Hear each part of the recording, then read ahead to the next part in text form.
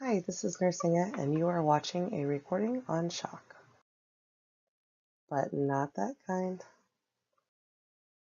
Shock is any condition that causes cellular hypoxia, which impairs oxygen delivery to the tissues and organs, and causes widespread abnormal cellular metabolism. Therefore, the oxygenation and tissue perfusion needs are not met of the cells, and this leads to a whole body response or syndrome that we refer to as shock syndromes, and life-threatening emergencies. So that's what we're going to talk about today. To understand how shock works, first we need to think about how blood pressure is regulated within the body. So the heart spends 1/3 of its time in systole or contraction, and about 2/3 of its time in diastole or resting. During diastole, the heart fills passively, and the amount of force or pressure or volume that is applied to the heart while it is at rest is called preload. So diastolic filling is the preload volume or pressure that is available returning from the venous circulation to the right and left sides of the heart. This causes stretching of the ventricular walls that leads to an increase in the force of contraction. So preload directly impacts the strength of contraction or contractility, which has a direct impact then on stroke volume.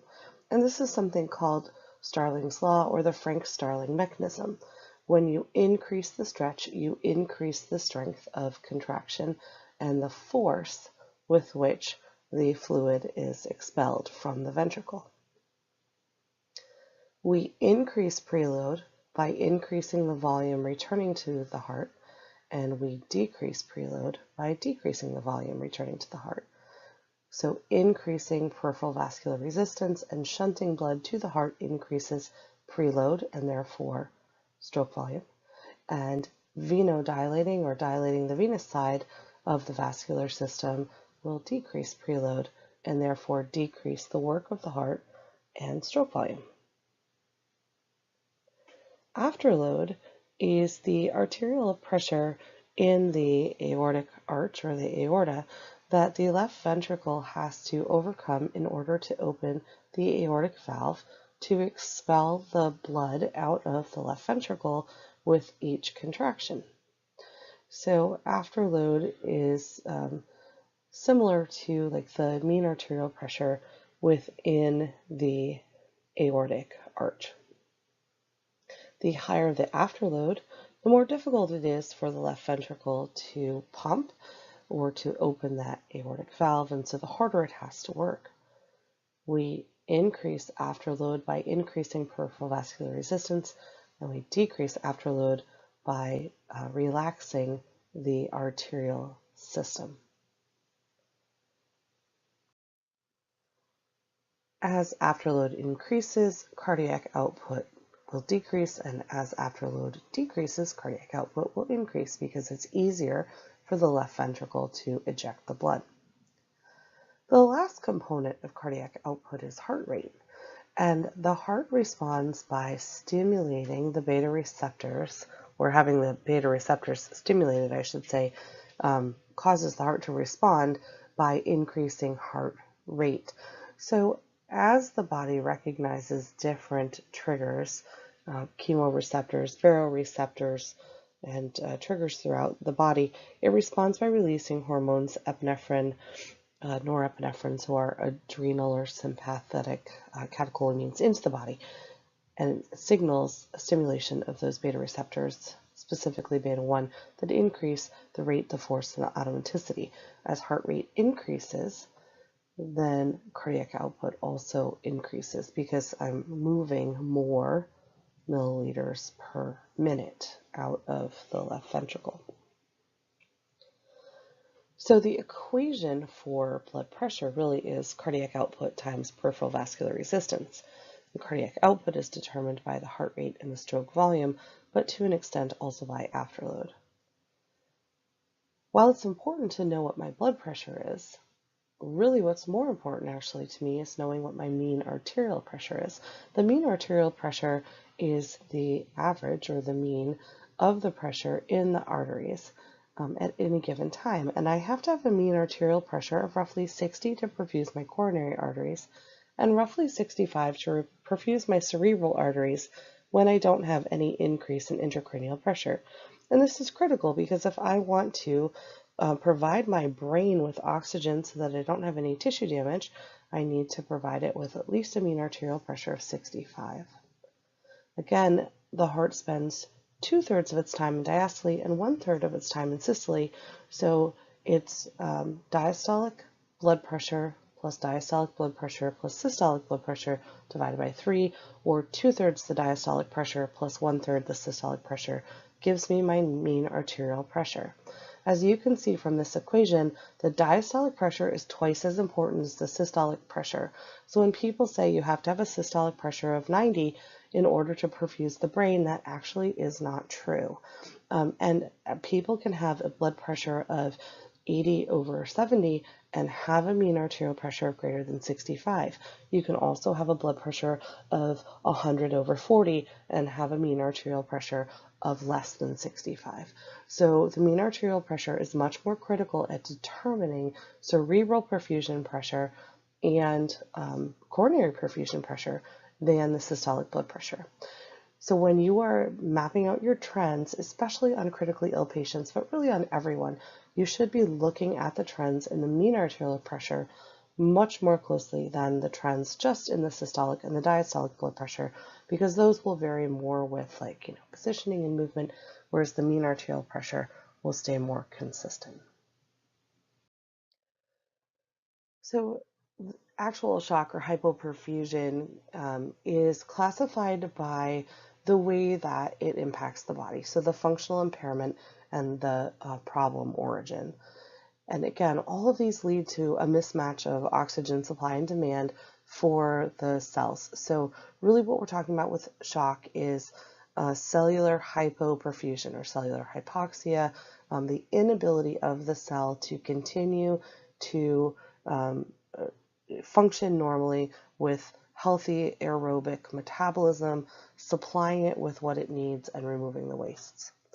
Hypovolemic and hemorrhagic shock is due to a loss of volume. There's low preload, low stroke volume, low cardiac output, which leads to a low mean arterial pressure. Cardiogenic shock occurs when there's a pump failure, and usually this happens when less than 40% of the left ventricle is pumping effectively in situations like an acute MI. Low stroke volume leads to low cardiac output, leads to low mean arterial pressure. Distributive shock occurs when the container, so the blood vessels, dilate and the capillaries become leaky, which leads to low preload from low peripheral vascular resistance. So basically, I'm not bleeding out or losing volume to the outside world. I'm losing it to the third space within my body. So my preload starts dropping, which leads to low stroke volume, low cardiac output, and low mean arterial pressure. And then in obstructive shock, decreased preload or increased afterload, so either blocked filling or blocked output of the heart leads to low stroke volume, cardiac output, and mean arterial pressure. All of them have, regardless of the cause, an end result of low mean arterial pressure, which leads to cellular hypoxia. In the initial stage of shock, when the hypoperfusion is first occurring, regardless of the cause, there's usually subtle or no clinical manifestations. And then as those hormonal triggers occur within the body, so as the chemoreceptors and baroreceptors within the body start to recognize that there's something wrong, so particularly like the baroreceptors, the carotid bodies, and the coronary sinuses start to realize that perfusion is not adequate, it starts to trigger a cascade of events. So we start to release epinephrine and norepinephrine from the adrenal glands, as well as activation of the RAS system as soon as the kidneys are hypoperfused. and this leads to a widespread vasoconstriction from alpha activation, and then renin causes angiotensinogen to be converted to angiotensin 1. It circulates to the lungs where it gets converted by angiotensin conversion enzyme into angiotensin 2, and then that stimulates the release of aldosterone, more sympathetic stimulation, and not only alpha but also some beta, and then aldosterone tells the kidneys to hold on to salt, which also pulls water into the vasculature. At the same time, the antidiuretic hormone is being released, which tells the body not to lose water, so more water follows that salt, and the goal really is to increase intravascular volume at this point in time. So increased peripheral vascular resistance, increased intravascular volume, and with the adrenergic stimulation, the pancreas is releasing glucagon, which is telling the liver to go through glycogenolysis, so to release increased glycogen into the body, so breaking it down into a glucose that the body can use so that the cells can be fed. What this does, though, is it starts to shunt some blood away from kind of those non-essential organs. And so we start to see a little bit of restlessness and confusion. Those are really kind of the first signs that something's wrong. You might notice some tachycardia or some weakening of the pulses. They might start to become maybe a little bit thready. The person might have an elevation, a slight elevation in respiratory rate, which will increase as time goes on. And because they're breathing faster, they're going to blow off more CO2. So initially you may actually notice a respiratory alkalosis. As the kidneys are hypoperfused, the urine output is going to decrease, so they're going to have oliguria or a decrease in urine output, which also may become more concentrated because they're not losing salt, so they're not going to lose water. Bowel sounds become hypoactive with stimulation of the sympathetic nervous system, and they may experience even some nausea. Glucose initially elevates so that it's available for use for the cells, and you may notice pale, cool, clammy skin with the vasoconstriction and the shunting of blood away from those capillary beds at those non-essential organs. If the nurse or the paramedic or provider, whoever, does not notice at this point in time that there's something wrong with their patient, and they don't, apply oxygen and start an IV and treat the offending cause, it will continue down this road and become progressive. So in the progressive stage of shock, the patient is very ill. The shunting increases and continues, and now we start to shunt blood away from essential organs. And we start to have failure of the sodium-potassium pumps, which means that the resting membrane potentials are not reset, and we're going to start to have weakness and organ failure. The brain becomes lethargic. The patient has a difficult time, answering questions, following a conversation, difficult time being aroused, and towards the end of the progressive phase will slip into a coma. Hypotension becomes profound, and dysrhythmias can occur because the heart, the myocardium, is so dependent on tightly controlled potassium states. Anuria, so complete lack of urine output now, and totally absent vowel sounds due to hypoperfusion or lack of perfusion to the kidneys and the gut. And severe metabolic and respiratory acidosis, both will be present. The extremities will be cool, and now they may be mottled as well, pale or mottled, with weak or absent pulses. Again, if we have missed the boat completely, failed to intervene, or what we're trying to do isn't working, and the patient progresses into the refractory phase, this oftentimes is fatal. So now we have a systemic anaerobic metabolism and profound tissue and cellular hypoxia throughout the entire body. The person usually is in a coma, severely hypotensive, severe acidosis, and this causes massive widespread organ failure, and then tissue ischemia and necrosis. So our goal really is to recognize those compensatory, the restlessness, the anxiety, the confusion, the tachycardia, the tachypnea, the pale, cool, clammy skin, to recognize those changes and to initiate interventions when those more subtle changes are apparent. So just to touch briefly on those physiologic responses during the compensatory phase, because we do have kind of a lot going on. So again, the sympathetic nervous system is mediated by epinephrine and norepinephrine, which are released from the adrenal glands on top of the kidneys. Baroreceptors within the carotid bodies, so in the carotid arteries, and then the coronary arteries, even the aortic arch, can sense a drop in blood pressure, and they signal then the adrenal glands to release epinephrine and norepinephrine. This stimulates alpha-1, which is a potent vasoconstrictor, beta-1, which increases rate, force, and automaticity of the heart, and then beta-2 receptors, which causes bronchodilation and allows increased blood flow to the heart, the brain, the lungs, so that we have essential organ perfusion as well as better oxygenation. The RAS system is triggered by decreased renal perfusion, and it stimulates, again, the release of renin, which then goes through the changes, the angiotensinogen, angiotensin 1, angiotensin 2, and then that releases aldosterone.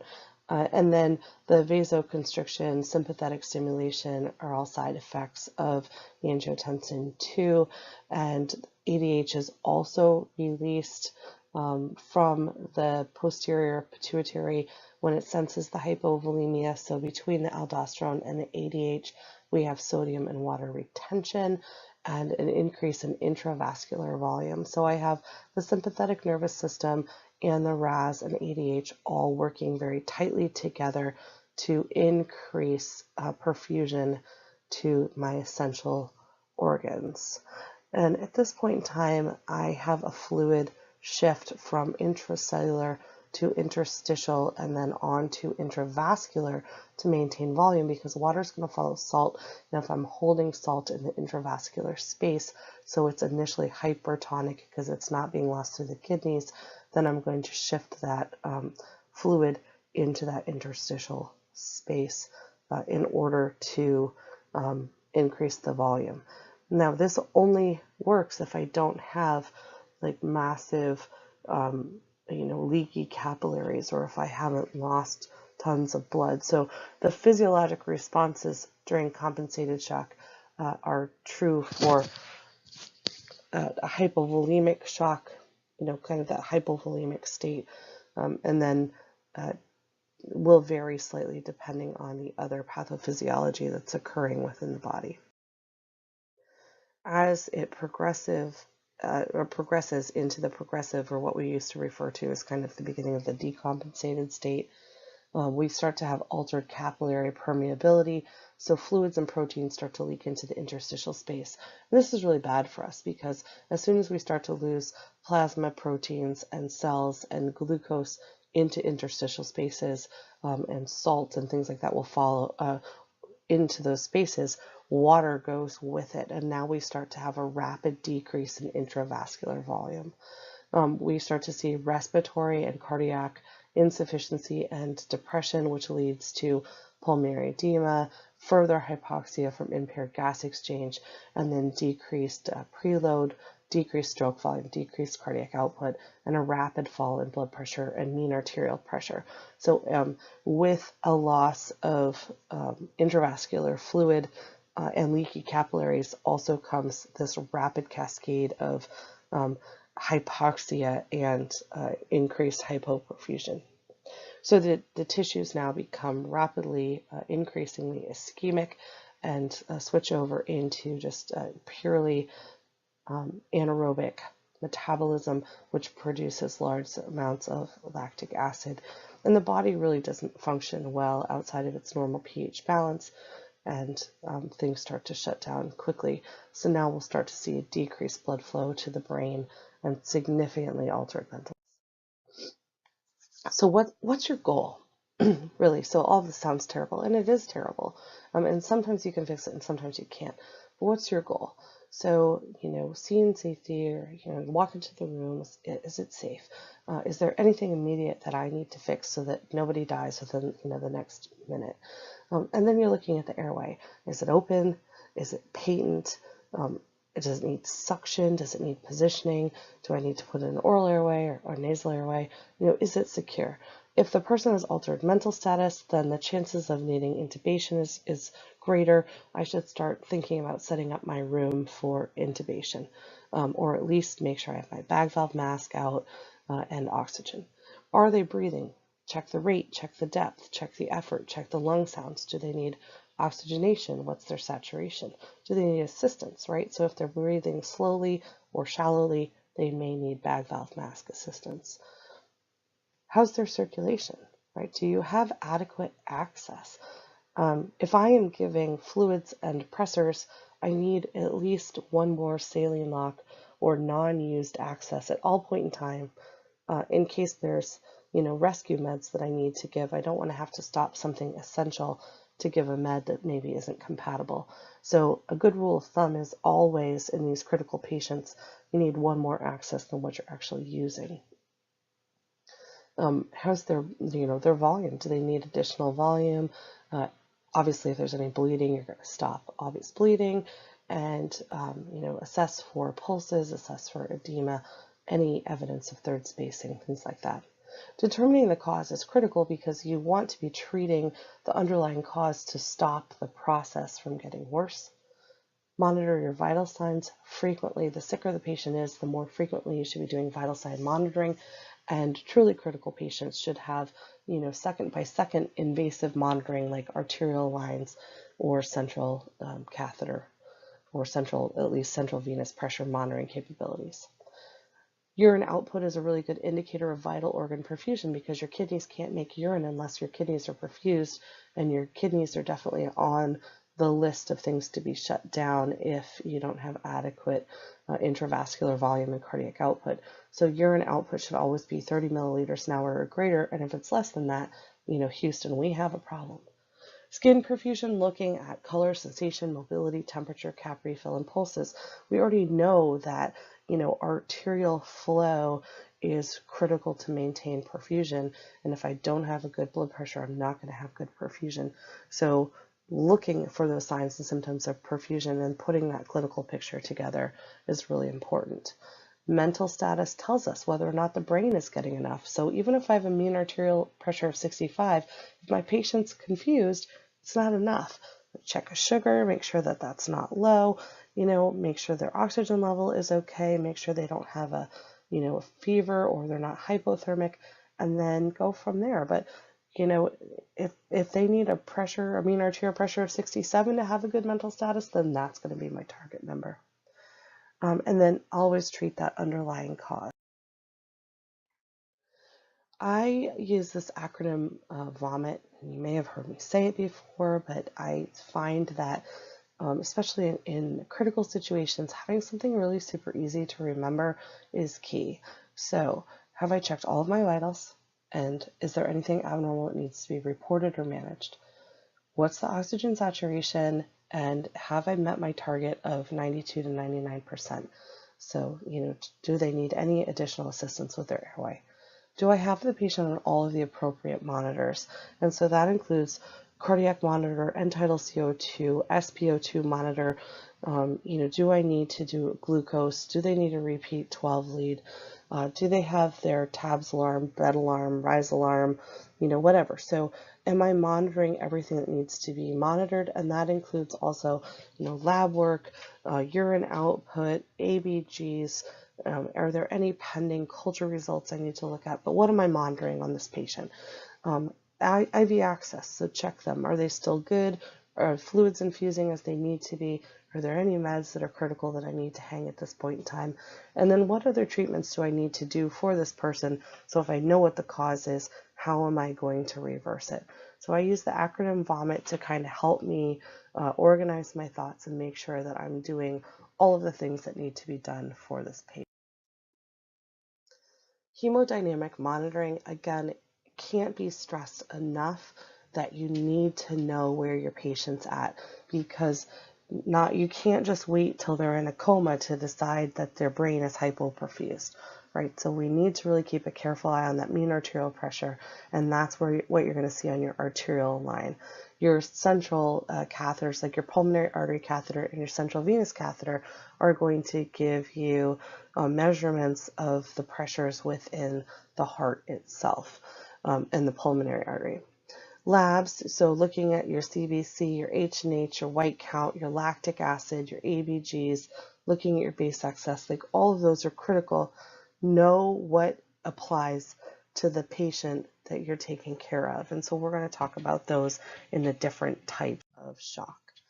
So hypovolemic shock is where there's a loss of fluid, and this can be due from a plasma loss or a blood loss. Okay, but there's a decrease in all fluid compartments when this happens. So the person has a loss across the board. And typically we see this with things like dehydration and hemorrhage. And there are some other things that can cause this, but those are the two big ones you should focus on. Identifying and correcting the problem is always going to be key, and then replacing what was lost. So if the person has dehydration, I want to replace what they lost. If they lost fluids isotonically, then I'm going to do isotonic fluid rehydration. You know, if they had a hypotonic dehydration, then I need to replace, you know, electrolytes. And if they had a hypertonic dehydration, then maybe I'll do some hypotonic fluid replacement. So again, we're going to replace what was lost, so it makes sense that they end up in a state where they have adequate isotonic replacement, so that they have a normal a balance when we're done. I don't give blood to the person who had vomiting and diarrhea, so they don't need blood. But I do give blood to the person who had hemorrhagic shock, because they don't just need isotonic crystalloid replacement, right? So replace what was lost. And then if the person remains hypotensive once volume is replaced and they need vasopressors, that would be the time to provide them with vasopressors. It doesn't make any sense to do vasoconstriction if there's not adequate volume within the vascular system to provide preload once you have kind of shrunk the container. And then I need to monitor H&H, urine output, and INOs, in addition to everything else, you know, vital signs, mental status, the whole 9 yards. Cardiogenic shock is left ventricular pump failure, and what you really want to think is, for some reason, the left ventricle isn't working. So have they had a large heart attack? Do they have dilated cardiomyopathy? Did they go into cardiac arrest? You know, but there's, for some reason, that left pump is no longer working. So volume can be given to patients who are hypotensive in cardiogenic shock, but should be given very gently, because you could put them into fluid volume overload. So monitor carefully. You're going to listen to lung sounds frequently. You're going to look for signs of fluid volume overload, like jugular vein distension, crackles, tachypnea, hypoxia, things like that. Inotropes are used to increase the effectiveness of contractions, so drugs like dobutamine, which are selective for inotropic effects of beta-1, without really increasing the heart rate or the oxygen demand of the heart, are great drugs for cardiogenic shock. Depending on blood pressure, drugs that decrease afterload also may help as well. So if the patient is hypertensive and having left ventricular pump failure, then a drug like nitroglycerin or nitroprusside may be used to decrease the afterload to allow the left ventricle to work more effectively with less effort. And then monitor, again, H&H, BNP, which is the B natriuretic peptide, so how much volume is coming back, how much stretch the ventricle is getting, urine output, INO, daily weight, and then BUN and creatinine, so how well the kidneys are dealing with fluid volume. Obstructive shock occurs from a non-cardiac related problem, but it causes usually a problem with filling, but it can also cause a problem with outflow obstruction. Things like cardiac tamponade, where there's fluid in the sac around the heart, it doesn't allow the heart to relax during diastole, so blood can't flow in passively. A pulmonary embolus, where there's a blood clot within the pulmonary vasculature and the blood can't make it from the right to the left side of the heart, or at least not completely, so it doesn't fill well. Or tension pneumothorax, where there is an increased pressure on one or both sides of the mediastinum from a collapsed lung, and it's putting pressure directly on the heart and not allowing it to fully relax during diastole and fill. Other things would be like severe aortic stenosis that cause kind of an obstruction and don't allow the left ventricle to eject the blood into the aorta. So the goal is to treat the underlying problem. For cardiac tamponade, the doctor could perform a pericardiocentesis. For tension pneumothorax, the chest could be decompressed or a chest tube could be placed. And for pulmonary embolus, if the person's truly in obstructive shock, the rescue is a thrombolectomy, where they could go in and remove the thrombus. If you don't work in a hospital that does that, then they might be able to do something else with medications. If it's not life-threatening, then anticoagulants are used to break up pulmonary emboli. Distributive shock is broken into neurogenic, anaphylactic, and septic, but they all basically work on the premise that the container size changes and capillary leakage occurs, which leads to this third spacing. So with neurogenic shock, there's damage to the central nervous system or the cord, which causes an insult to the vasomotor center and lack or loss of sympathetic tone distal to the injury, which leads then to a dilation of the container and the capillary beds and third spacing. The goal is to treat the underlying problem, the problem being that we can't go in oftentimes and fix these cord injuries. So if I need to give fluid to maintain a blood pressure, I need to be cautious because, again, I could overdo it. Careful monitoring with fluid administration in neurogenic shock. You can use vasopressors to try to increase the peripheral vascular resistance. You may or may not have efficacy with that. It may or may not work. And then atropine or transcutaneous pacing if the patient is bradycardic. And the reason that those work is that atropine is what we consider a vagolytic drug. So it blocks the effects as an anticholinergic. So it blocks the effects of acetylcholine on the vagus nerve, and the vagus nerve slows the heart down. So it would stop the slowing of the heart and allow it to speed up. And if that doesn't work, then you could put the patient on a transcutaneous pacemaker to speed the heart rate up. And again, increasing heart rate should increase cardiac output and therefore blood pressure. Anaphylactic shock occurs when the person is exposed to an allergen and the body goes into this systemic hypersensitivity reaction that can become life-threatening, because instead of a localized response, there's this widespread systemic response. Way too much histamine and heparin get released by the mast cells, which causes then inflammation and leaky capillaries, as well as the inability to clot or block anything, and it leads to massive third spacing. And so you recognize this as urticaria or hives, angioedema, so swelling of the lips, the tongue, and around the eyes. The person can also develop stridor from subglottic edema, so swelling in the upper airway, and then massive hypotension from this third spacing. So we see the tachycardia, the tachypnea, potentially hypoxia, as well as hypotension.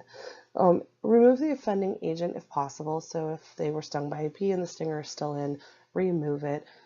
If they, ate peanuts or something like that, and there's a chance it's still in their stomach, we may do a NG tube or something to remove it. But if possible, remove the offending agent. If not, don't even worry about that step and just keep going. So the rescue drug is epinephrine. It's typically given intramuscularly. It's weight-based for pediatrics, and for adults, the dose is 0.3 to 0.5 milligrams, which is 0.3 to 0.5 milliliters. It's a 1-to-1 conversion, so the milligram and the milliliter dose is the same.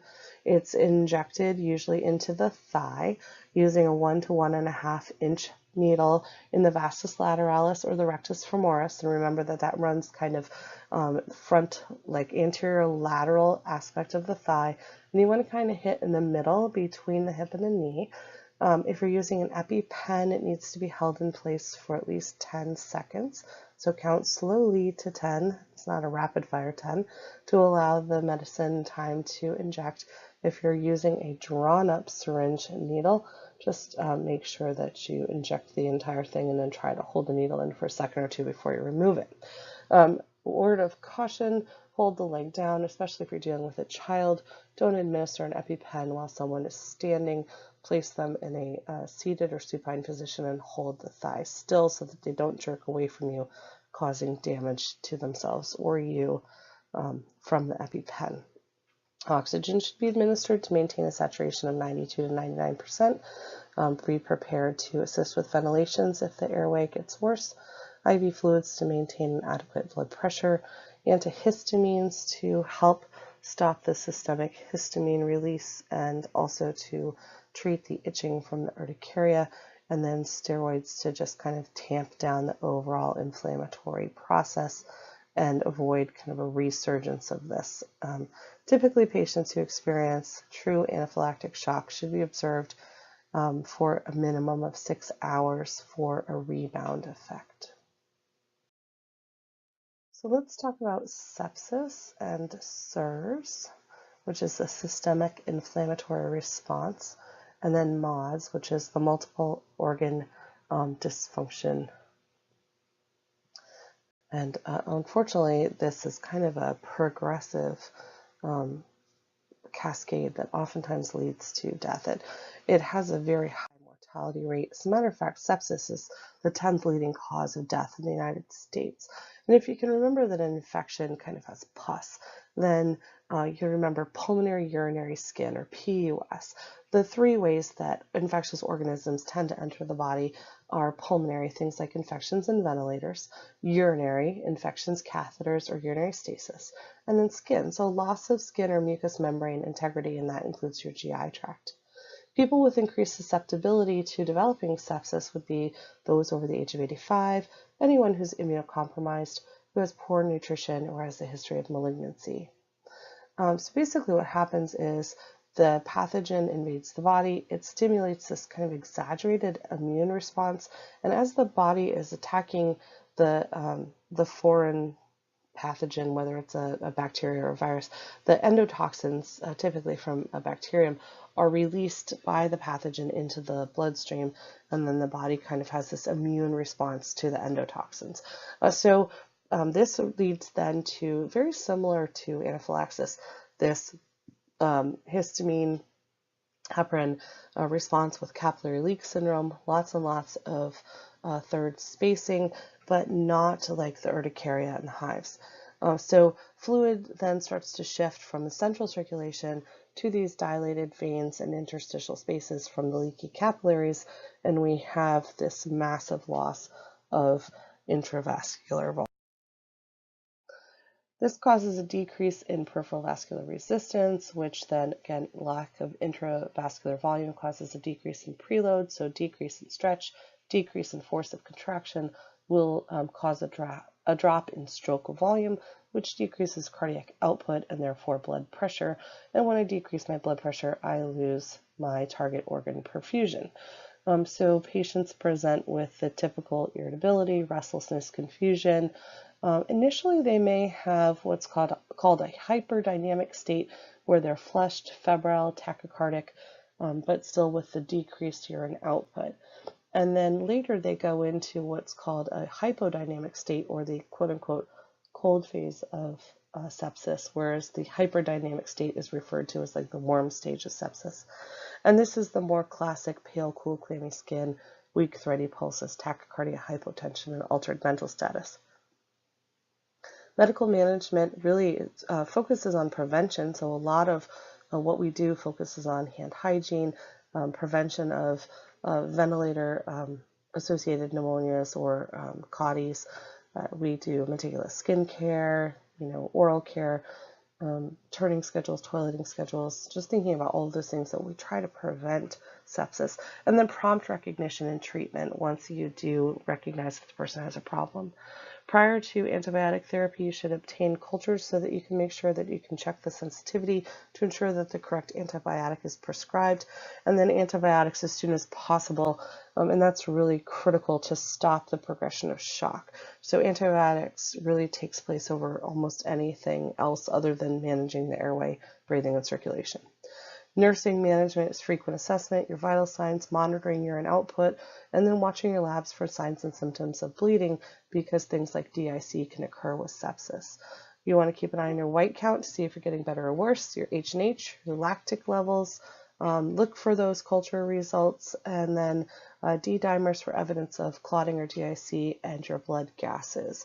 Oxygen therapy to maintain a SAT of 92 to 99, IV fluids to help maintain intravascular volume and pressure, antibiotics to treat the offending agent, and vasopressors as needed to maintain a mean arterial pressure high enough to perfuse the. So some complications of sepsis, and the reason we talk a little bit more about sepsis than the other ones is because medical management of this is a little more complicated. So if we don't catch this in time, or if the person just is very immunocompromised or has an overwhelming infection or multiple infections, the risk for it progressing into something worse is much higher. So disseminated intravascular coagulopathy, or DIC, can occur, and remember that's where you have this enhanced coagulation phase where we use up all of our clotting factors, and then we go into this hemorrhagic phase where, very similar to like thrombocytopenia, we just start hemorrhaging into our tissues and can't repair even the smallest endothelial injuries. And this is critical because during these septic and shock states, there's a lot of endothelial damage going on, so there's a lot of places to bleed out of. Multiple organ dysfunction syndrome, or MODS, is a sequential failure of organ systems from hypoxia and acidosis that has a really extremely high mortality rate.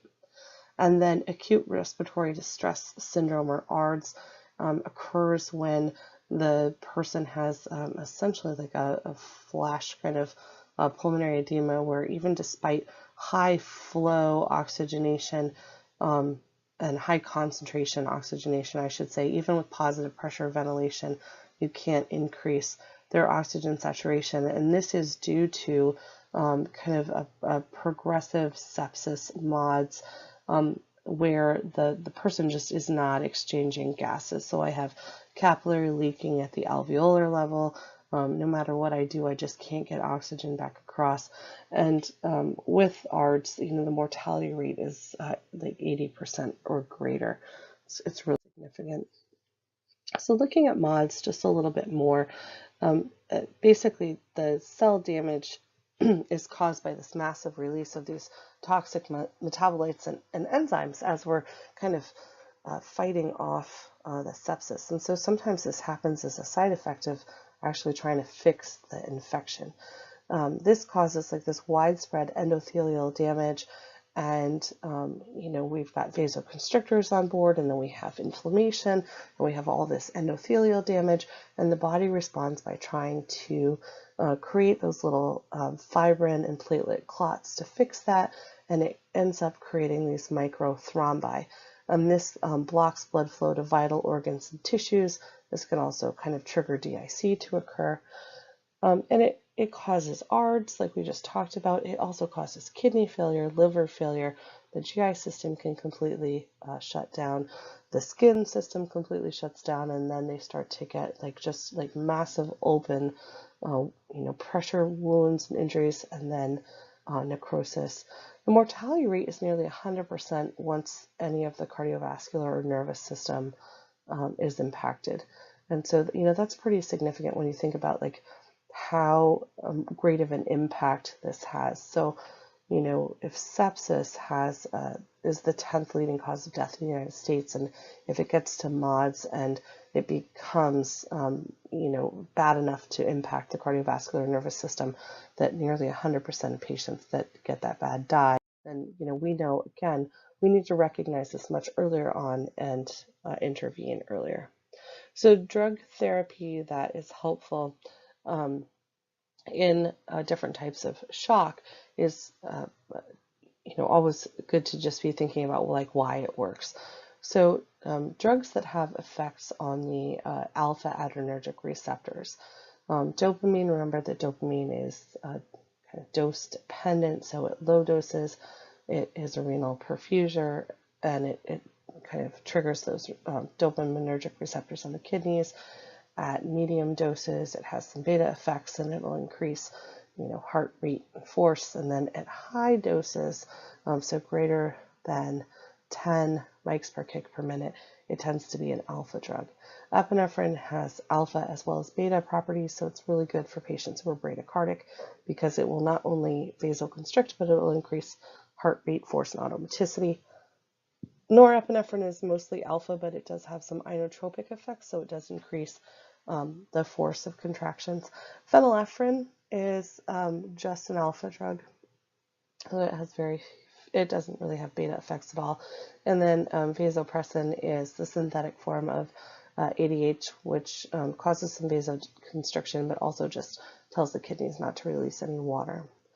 Agents that enhance contractility are drugs that are going to work very specifically on the inotropic effects, so drugs that increase the inotropic force of beta-1, and dobutamine is a beta-1 that's very selective as an inotrope, and then digoxin is a cardiac glycoside that works to increase the force of contraction without increasing heart rate, and that's essential because if I increase heart rate, I'm going to increase the myocardial oxygen needs, which increases the chance of myocardial ischemia. And I don't want to give my patient a heart attack every time I try to increase their blood pressure. So using an inotrope without using a positive chronotrope, so without increasing the heart rate, is super helpful. And then agents that enhance myocardial perfusion would be a drug like nitroglycerin, which dilates the coronary arteries and helps increase blood flow to the heart tissue. Pediatrics go through the same process of shock as adults, but because their vital signs change by age, sometimes it's more difficult for providers to recognize those compensatory signs and symptoms. The three things that cause the majority of shock in pediatric patients are trauma, dehydration, and fluid loss. However, children with special healthcare needs are highly susceptible to sepsis.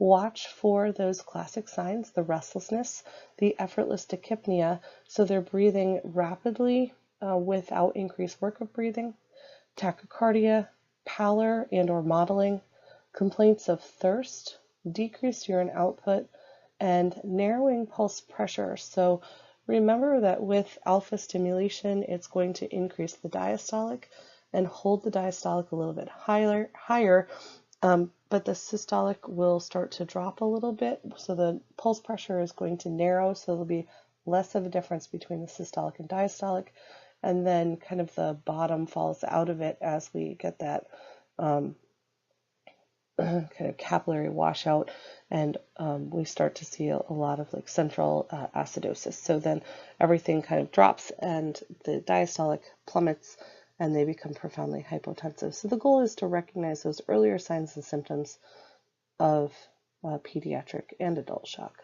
Treatment is the same, so ventilatory support, manage the airway, provide oxygen, breathing support is needed, and check your blood gases.